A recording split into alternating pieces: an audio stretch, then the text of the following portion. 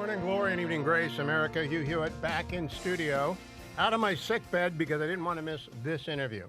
I'm so pleased to welcome FCC Chairman Brendan Carr to the program. I do that with a couple of mental reservations, Mr. Chairman. Welcome. Good to have you here.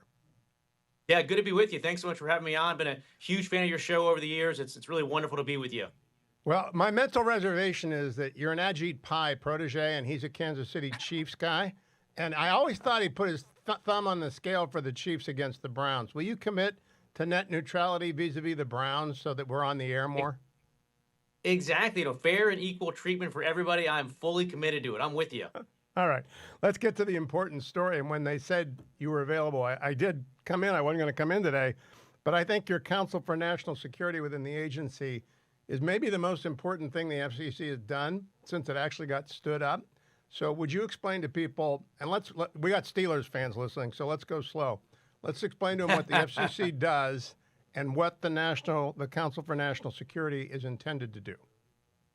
Yeah, there's a lot of work that the FCC does, but one of the most important, as you indicate, is that Congress established us to help promote national security. And this is something that actually in the first Trump administration, President Trump, once again saw around the corner, in particular with respect to China and the CCP. And he took sort of early definitive action on Huawei and ZTE, effectively spy gear that we had allowed to infiltrate our networks. And right now, China is taking efforts across hundreds and hundreds of technology sectors. We took good action on Huawei. That's great. We moved on ZTE, China Mobile, China Telecom. But we have to be extremely vigilant against all the threats. And so we've barred a lot of this gear from our networks, but we're finding that the CCP is sort of white labeling their devices. They're standing up shell companies. And so what we've done now is we've stood up a new council within the FCC that's going to reach across all of our bureaus. So Public Safety, Wireline, Wireless, Media Bureau, and we're going to make sure that we're working together to protect our national security. Now, I am mostly concerned. I'm concerned with it all. Keith Kroc is a friend of mine, and when they set up the Clean Technology Initiative and Trump won at state, I was very happy. I'm not sure what happened during the regency of Joe Biden, or whoever was running the place, I don't know. But we got an actual ownership issue, which goes to something Senator Cotton wrote in his new book, 7 Things You Can't Say About China. Most of our news networks, with the exception of the Fox News Channel, are owned by Hollywood companies that are heavily dependent upon revenue from China. Will the Council for National Security be looking into the influence issues, if not outright ownership issues through shell corporations and third-party shareholders of these production companies that own our news channels? Yeah, 100%. And look, there's been concerns raised in particular, including by Senator Cotton, in one transaction in particular that's now before the FCC, CBS. There's been some concern raised about potential CCP or Chinese money there. We take that seriously. We're going to take a look at it. But in general, we're going to look at all these issues. So as a threshold matter, if in fact you're a foreign government, you can't have a broadcast license in the FCC. But there are entities that are tied to these foreign governments that are making investments. And historically, the FCC has been pretty permissive there. I can assure you that we are not going to be as permissive this go round. We're going to look at the national security issues.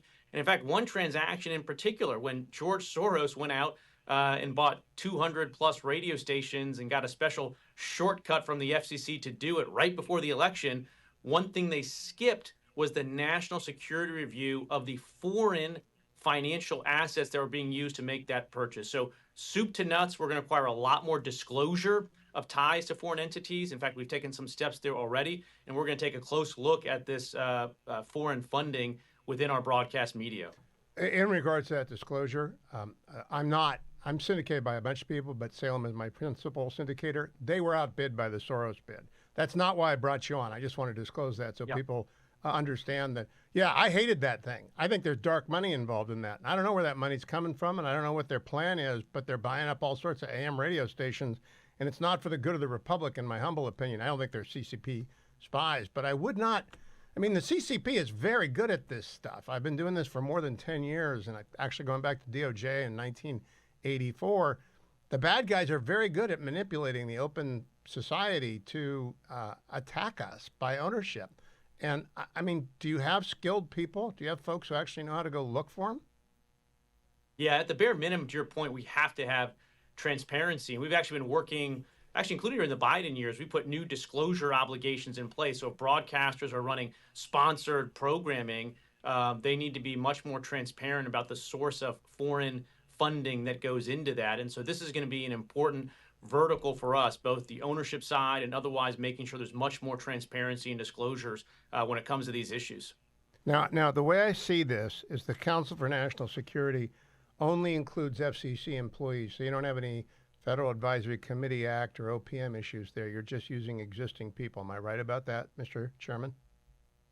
That's right. Yeah, we're operating here, obviously, in light of President Trump's direction that every single agency deliver great results, but do so efficiently. So this is bringing together existing components of the agency that are already in the building. Now, we will interact with our counterparts across government, including the NSC itself over within the White House, including Team Telecom at DOJ. But this is gathering internal FCC resources. And, as a separate matter, we are sort of moving much more efficiently here and getting rid of excessive contracts, and we're working on our own internal DOJ team. The actual DOJ team will be coming to the FCC in the near future as well, and so we welcome the chance to be sort of efficient in how we deliver results.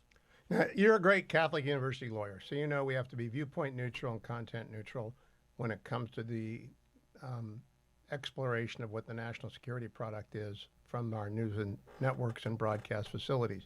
But are you afraid to look? Because for many, many years after the McCarthy era, America was afraid to look at content and whether or not they were covering stuff. But we've seen China just lay the heavy hand on the NBA, on Universal, on all sorts of movie production studios.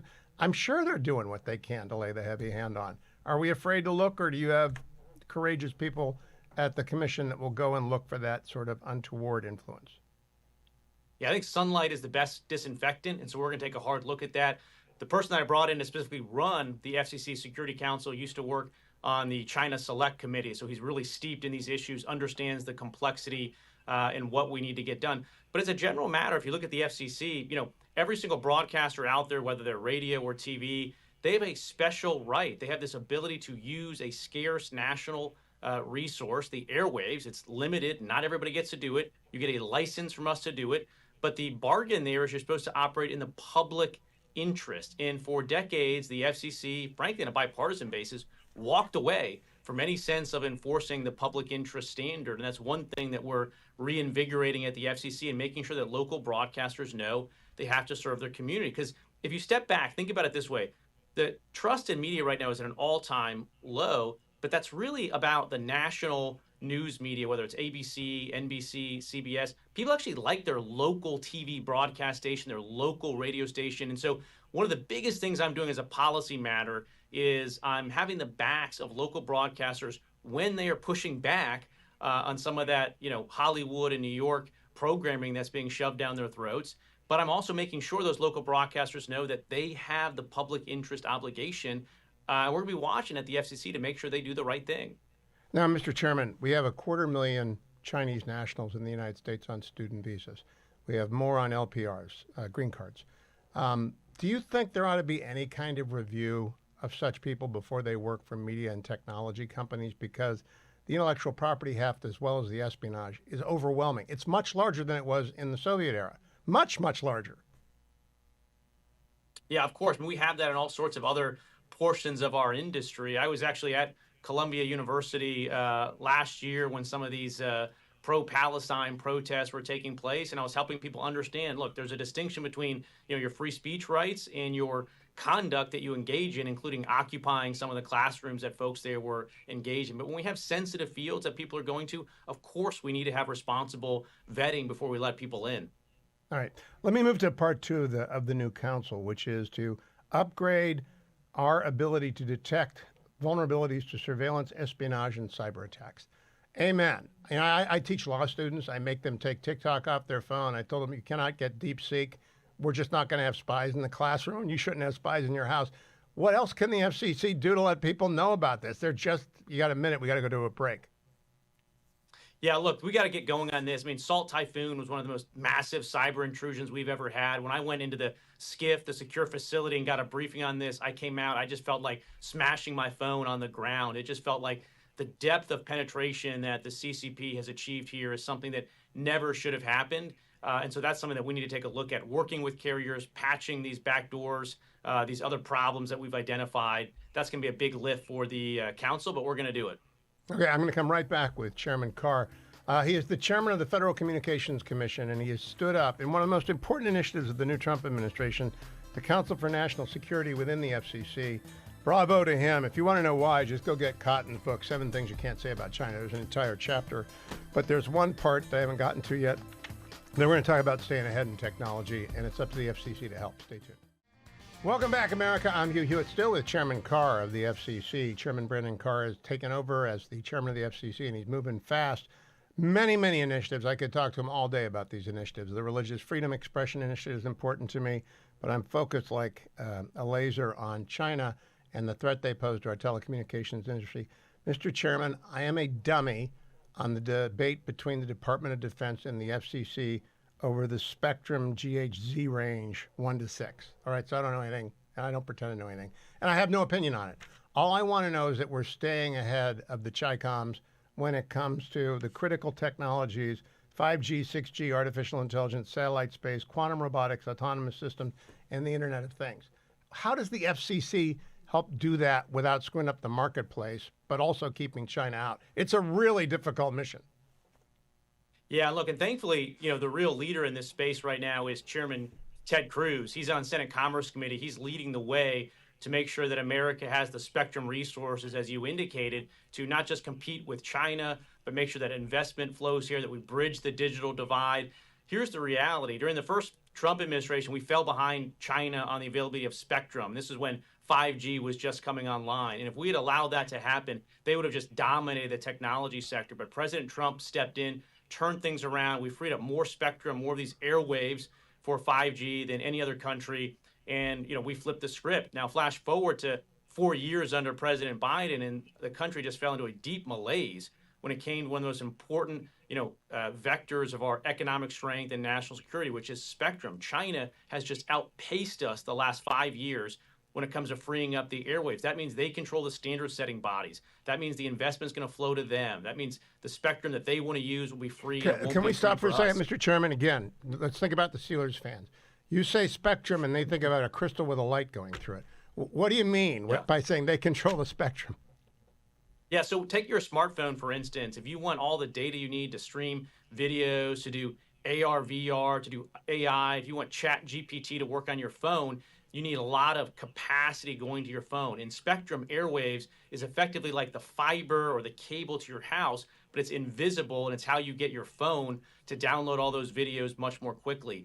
And we have fallen behind China with respect to the amount of that spectrum that can be used for wireless services right to your phone. And so the innovations that take place, the technologies that can be developed, they're going to go to the countries that have freed up the amount of spectrum airwaves needed to power those wireless innovations. So we got sort of walked down a cul-de-sac by President Biden where China jumped out to hundreds of megahertz of spectrum lead on us, and we got to turn that around. And that's what Chairman Cruz is working really hard on.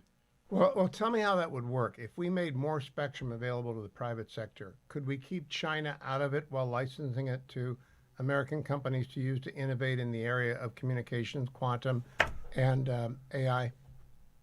Yeah, I mean, just to throw out a number. So, for instance, let's say we have 200 megahertz. It's a unit of measurement of spectrum.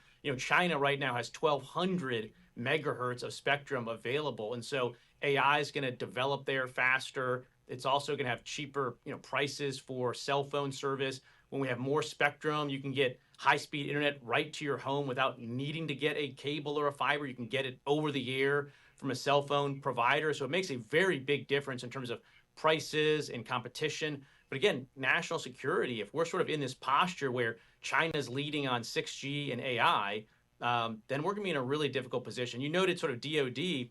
DOD has their own spectrum needs, right? They have radar systems and sensitive systems. So we got to make sure that they have the access to the spectrum they need to do their job. But there still is a lot more spectrum we can free up to use for smartphones or in-home broadband. And that's going to be vital to our economy. Last question, Mr. Chairman. This is kind of into the weeds, but it matters a great deal. A lot of people of my generation, I knew Dick Wiley when he set up your old law firm, Wiley Ryan. Fred Fielding was my boss at the White House in the bad old days.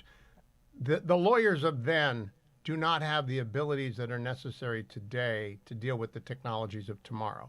Do you have the hiring ability and the capacity to bring into the FCC the modern tech lawyers who are coming out of places that specialize in this, whose national security credentials cannot be questioned, to supplement the standing staff at the FCC to get us ready for the 22nd century?